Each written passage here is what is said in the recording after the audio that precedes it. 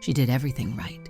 She went to therapy, learned to set boundaries, built a career, stayed in shape, healed her inner child, stopped chasing toxic men, read the books, learned to love herself, did the work. And still, she's alone. No fairy tales, no deep partnership, just quiet nights in a perfectly curated apartment, wondering if she was tricked into chasing a life that doesn't exist. How did I end up here? When I followed every rule they gave me. They told her to focus on herself, to never settle, to wait for the one who would meet her at her level. But no one came, and now the silence feels like betrayal, not by men, not by society, but by the script she was told would lead to happiness. This video isn't about blame. It's about a system glitch, a cultural illusion that's left millions of women asking the same question. Was this really the plan? If I did everything they said, why does it feel like I've been lied to? Let's talk about it, without shame, without noise, and without pretending it's all okay. In the 90s and early 2000s, a new cultural mantra was born. Strong, independent, self-sufficient, and you'll have it all. It sounded empowering, and for many women it was. No more waiting to be saved. No more tying self-worth to a man. No more fairy tales, just strategy, discipline, and personal growth. It was a beautiful rebellion against oppression, dependency, silence. But no one warned what came next, because this blueprint, the do-it-all model, was never designed for connection. It was built for survival, for performance, for success. It taught women how to chase degrees, how to climb corporate ladders, how to protect their hearts, their money, and their reputations. But it didn't teach them how to open, how to receive, how to trust. And so a generation of women grew up overdeveloped in strength, but underdeveloped in relational safety, overeducated in self-defense, but underexposed to mutual vulnerability. They were told, you don't need anyone. Men are optional. Focus on your goals. You can be both mom and dad. Don't rely on anyone but yourself.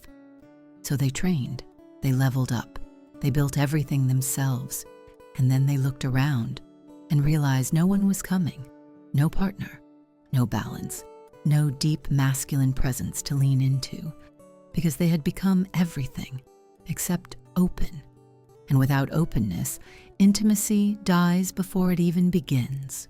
You were trained for success, not for intimacy. No one taught emotional polarity. No one explained that masculine energy doesn't fall in love with competition.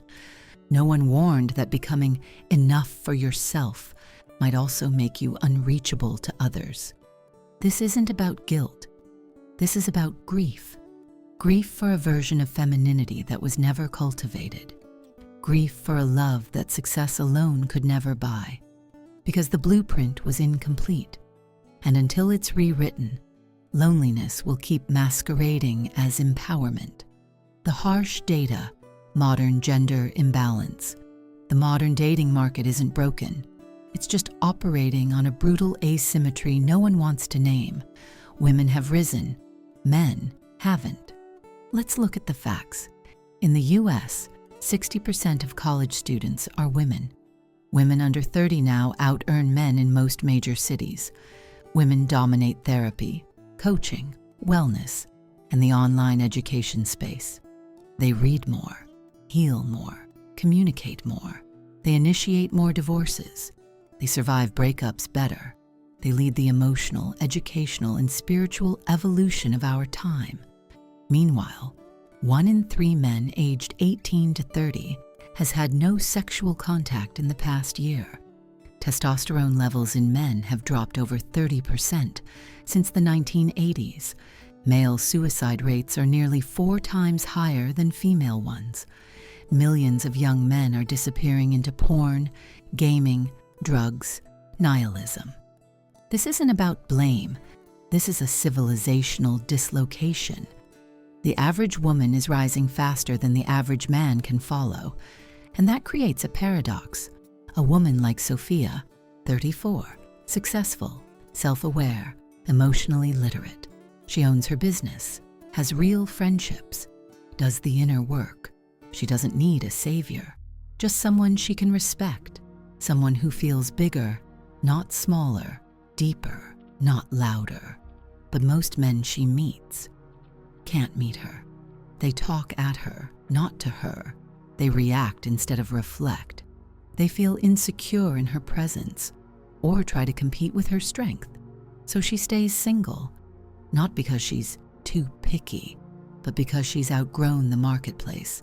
And quietly, resentment grows, not because men are evil, but because evolution moved her forward and left many of them behind. As Arthur Schopenhauer once said, the person who follows the crowd will usually go no further than the crowd.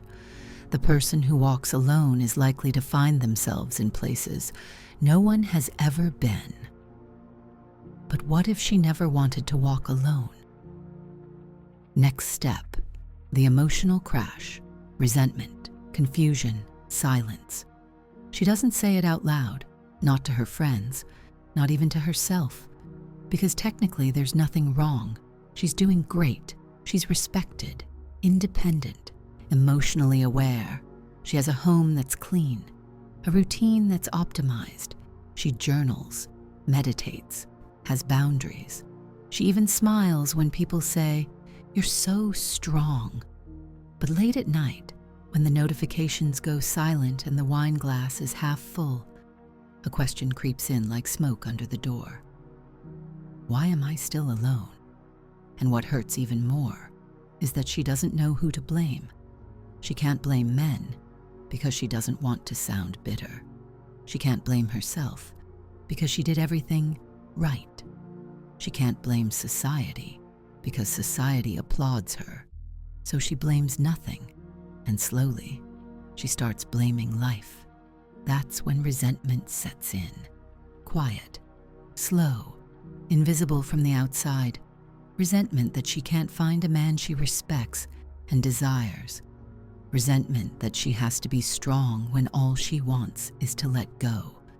Resentment that she must keep performing because resting feels dangerous. Resentment that she bought the lie and now can't undo the script. But she doesn't explode. She just shuts down. She talks less about dating, smiles a little more fakely, stops hoping, and starts coping.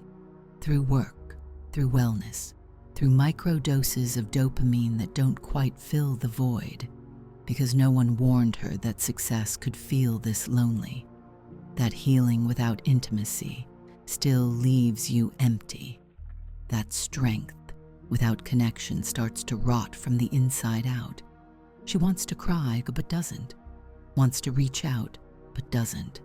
Wants to ask, "Does anyone else feel this?" But smiles instead. And so, a generation of high-functioning, beautiful, brilliant women slowly go quiet, not because they gave up, but because no one ever taught them how to want and need without losing power.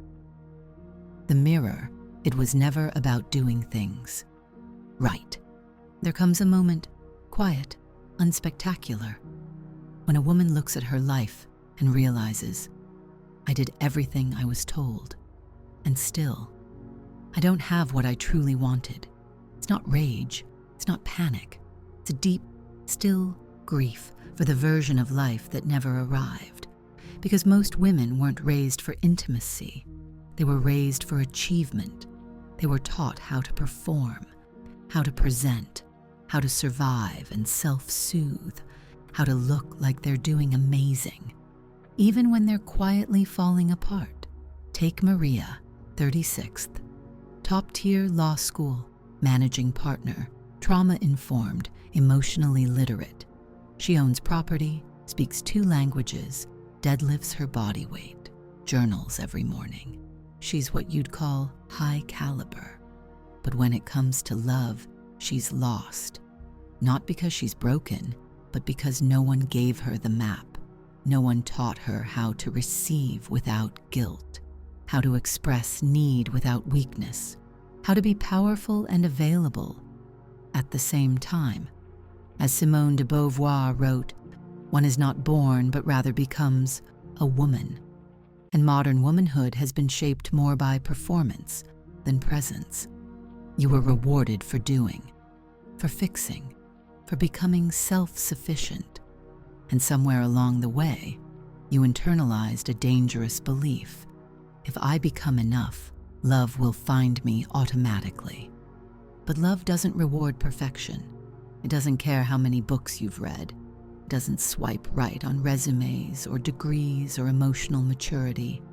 Love arrives through invitation, not control, through polarity, not symmetry, through vulnerability, not optimization. The truth? You were trained for control. But love requires surrender, and no one taught you how to surrender without collapsing, how to soften without being erased, how to stay powerful while letting someone else in. So you kept doing everything right, but right was never the real question. As Viktor Frankl wrote, success, like happiness, cannot be pursued. It must ensue as the unintended side effect of one's personal dedication to a cause greater than oneself. You dedicated yourself to a blueprint, but the blueprint was never about connection. It was about validation, security, and emotional survival, not intimacy, not interdependence, not love. That doesn't make you wrong. It just means now you see. And once you see, you get to choose.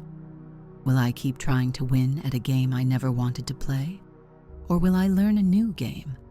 One built for the kind of love my body and soul are actually wired for. So now what? You've done the inner work. You've seen the illusion. You know success isn't a substitute for intimacy, and independence isn't a replacement for connection. Where do you go from here? The answer isn't to shrink. It's not to pretend you're less intelligent, less driven, less capable. You don't need to dumb it down or become softer to be loved. But you do need to learn a new skill, a forgotten art, something almost no one teaches. The ability to move between energies, between power and presence, doing and being, control and trust. Because in love, performance doesn't connect. Polarity does. Attraction happens not when two people are equal in everything, but when they are opposite in energy, yet equal in value. You can be dominant in your career and still invite dominance in your relationship. You can build empires by day and still melt into safe arms by night. You can be strong and still be held. But that requires you to switch off performance mode, to stop interviewing every man like he's applying for a role in your life, to stop trying to predict, control, perfect, manage.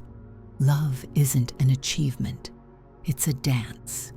And in every dance, someone has to lead, and someone has to let themselves be led, not because they can't lead, but because they choose not to in that moment. This is the secret the strongest women were never told. Power is not the opposite of softness. Mastery is being able to move between them. You don't have to be available to everyone, but you do have to be emotionally available to someone if you want depth, intimacy, devotion. That means risking rejection, letting go of full control, trusting your instincts, not just your logic. It means no longer treating love like a performance review, but like a sacred space that grows only through truth, time, and tension. The women who master this polarity, who stop clinging to control and start inviting energy, don't just attract love, they attract alignment. And they don't settle. They select with clarity, openness, and sovereignty. Because for them, love is no longer about being right. It's about being real. You were never broken. You were just handed a script that was never designed to lead you where you truly wanted to go. A script that taught you how to achieve, but not how to connect. How to perform, but not how to receive. How to be admired, but not how to be deeply met. And now you see the truth. You did everything right, according to a world that only values women when they don't need anything. But you're allowed to need. You're allowed to want more than peace and productivity. You're allowed to crave polarity, depth, intensity, love that makes you forget what time it is. And no, you don't have to trade your power for it. You just have to learn how to use it differently. Because the women who are no longer afraid of surrendering without losing themselves are the ones who will build the next version of love. One that's not built on neediness or fear, but on conscious polarity, clarity, and truth. You're not late. You're not alone. You're just waking up. And that's the beginning of everything. Now, tell me this. Have you ever felt like you were punished for being strong? Or that love became harder the more you became yourself? Drop it in the comments. I read every one. This is your space. No filters, no pretending, just truth. This is She Needs to Har This. 100 videos, 100 truths women were never told. Subscribe. Share this with the strongest woman you know, because even the strongest need to be seen.